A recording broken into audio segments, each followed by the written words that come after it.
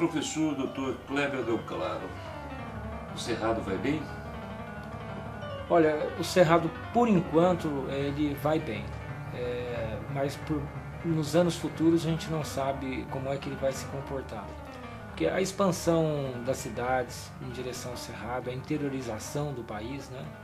A expansão agrícola com o crescimento econômico, a expansão da agropecuária e agora as indústrias chegando, elas estão rapidamente tomando conta do Cerrado. E as previsões pessimistas dizem que em mais 30, 40 anos, poucas áreas de cerrado natural irão restar. Então é uma preocupação muito grande para a gente tentar saber o que é que vai acontecer realmente com o cerrado e como é que nós vamos conseguir preservar esta que é a savana tropical de maior diversidade no planeta. Bom, eu gosto muito de ficar com os meus filhos. É uma coisa que eu gosto muito de fazer quando não estou aqui no ambiente acadêmico. Então a gente pega, eu tenho três, né? Tem um que faz engenharia mecânica, está com bolsa agora fora do país, está na França. Tem dois outros no colégio. Um está no segundo, o outro está no primeiro colegial. Indo para o terceiro e para o segundo agora, né? Então eu gosto muito de ficar com os meninos, de fazer exercício na academia, ir lá no Praia Clube, correr com eles, fazer ginástica, pegar no pé dos meninos, né? Porque o menino nunca quer fazer exercício, sempre reclama, né? Eu gosto muito também eles gostam de jogar videogame, fase da idade deles, então de vez em quando jogo lá com eles e coisa e tal, né? E eu gosto muito também de mexer com aquário. Eu acho, aquariofilia, eu acho uma coisa bacana. Só tem um aquarinho lá em casa, tem um outro que eu estou montando aqui no laboratório.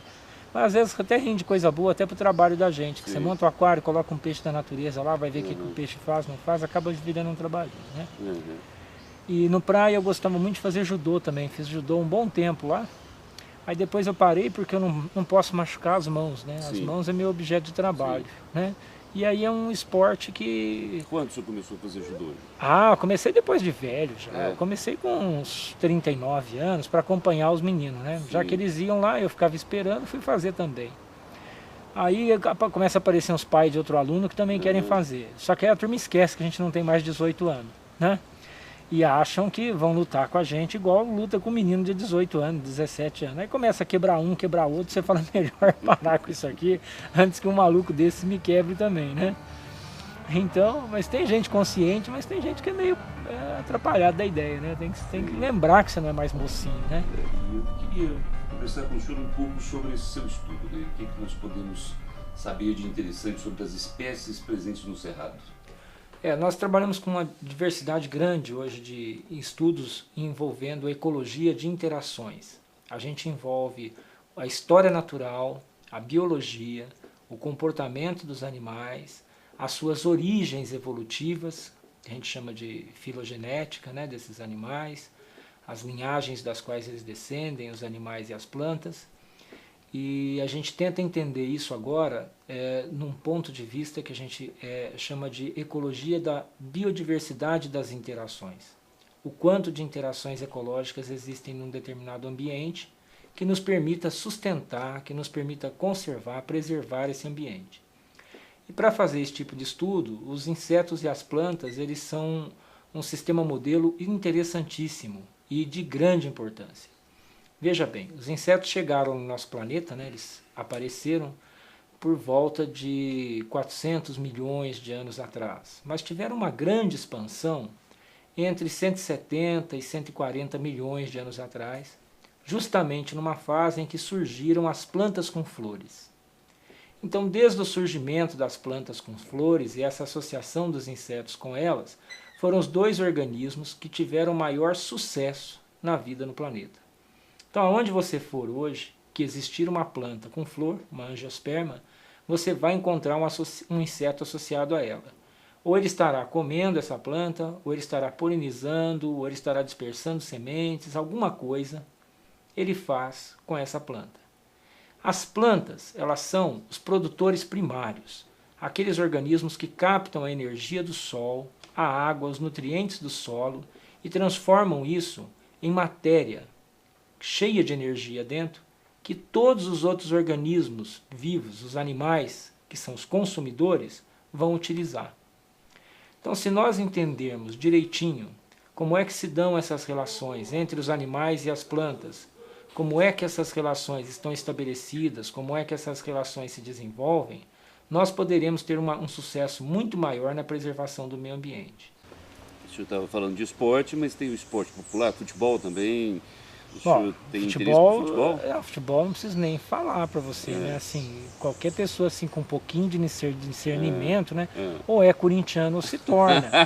Inclusive, se você quiser, a gente pode, eu vou entrar hoje, você me passa seu e-mail, eu vou entrar hoje no site da Nação Corintiana, na página do Corinthians.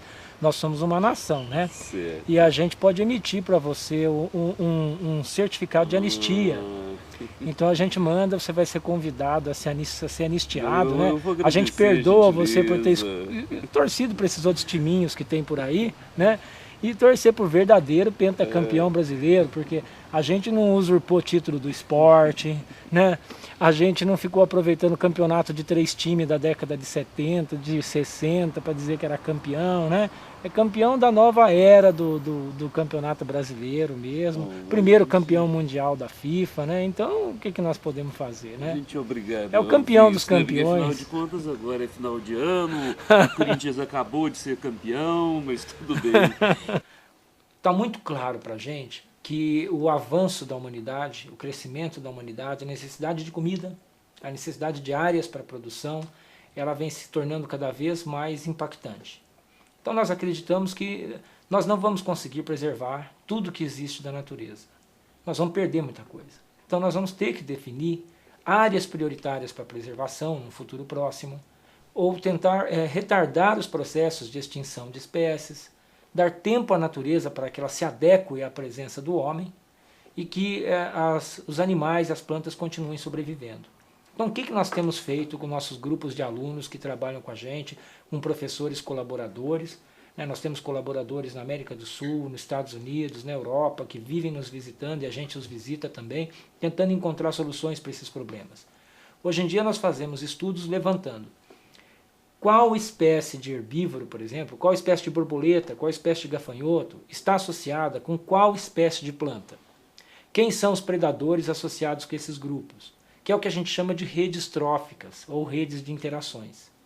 Então hoje em dia nós tentamos defender e definir quais são os grupos de espécies, os grupos de plantas e animais dentro dos quais nós podemos dizer que é uma grande riqueza de interações ecológicas, que é o que a gente chama de biodiversidade interativa. Essa grande riqueza de interações ecológicas numa determinada área é que vai nos permitir dizer que esta área é uma área mais prioritária do que outra. Então, muitas vezes, nós vamos ter que escapar daquela ideia de uma espécie-chave, por exemplo, olha, vamos preservar nessa área porque essa área tem um lobo-guará. Geralmente, uma área muito boa, uma área rica em interações ecológicas, é a área que vai concentrar animais de grande porte. Então pode ser que isso coincida. Agora pode ser que não coincida. Pode ser que lá naquela área tenha um determinado animal, muito bonito, muito interessante, mas que aquela área já não possui uma quantidade de interações ecológicas suficientes para manter um fluxo gênico saudável, uma interação, uma troca gênica entre as espécies que permita àquela área sobreviver por um longo tempo evolutivo. O que a gente fala em longo tempo evolutivo? Nós temos que pensar em áreas que são capazes de se autossustentar geneticamente, com troca de genes entre as espécies, durante mais de 100, durante mais de 200 anos. Porque senão, o que vai acontecer? É como na família da gente. Se você começa a casar, o primo com a prima, um pai resolve casar com uma irmã, esses processos endogâmicos, eles trazem muitos problemas genéticos para o grupo, que pode levar ao definhamento daquela população. Fragiliza o grupo. Fragiliza porque você perde variabilidade, você perde então variabilidade genética, você fica menos suscetível a mudanças do ambiente. Uma mudança do ambiente, você tem menos genes, menos alelos aptos a uma nova realidade. E você pode condenar aquela espécie à extinção. Evolução é um sinônimo de mudança, como está aqui o nosso Darwin que nos mostrou isso, né? Então, evoluir é mudar, mas não quer dizer necessariamente que você vai mudar para algo melhor. Você pode mudar para algo pior. Evolução também conduz à extinção. Então nós temos que identificar nas áreas de cerrado quais áreas têm o potencial de continuar mudando, de continuar evoluindo, no sentido de se autossustentar, no sentido de se automanter.